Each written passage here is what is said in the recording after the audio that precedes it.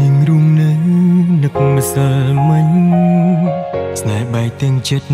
នៅស្រឡាញ់ចង់ចាញ់រឿងគ្រប់យ៉ាងពេលបាត់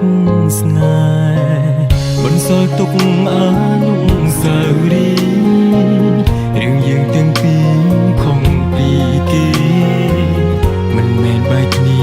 ព្រោះចិត្តអងស្នេហ៍តែព្រោះស្រឡាញ់គ្នាមិនបា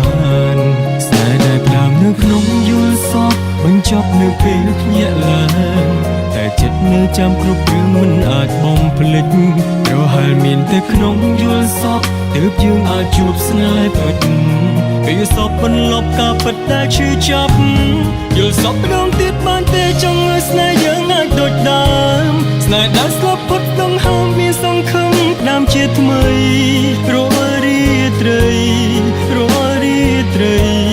សូមជួបស្នេហាពេលក្ដីក្នុងសូបាន់យល់សពម្ដងទៀតបានទេឃើញមានមេនៅក្បែរប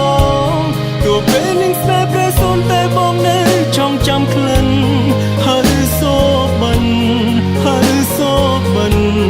មានតែក្នុងសូបាន់តើពួកយើងអាចជួបគ្នាម្ដងទៀត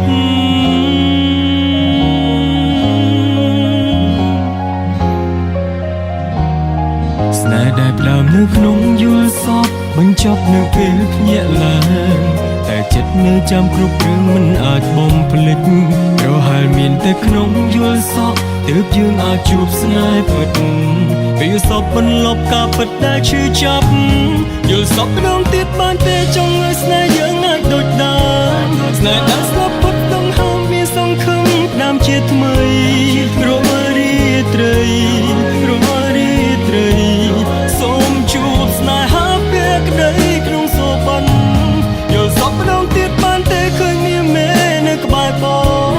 ទោះពេលនឹងស្នេហ៍ប្រែសូនតែបងនៅចង់ចាំក្លិនហើយសូបាន់ហើយសូបាន់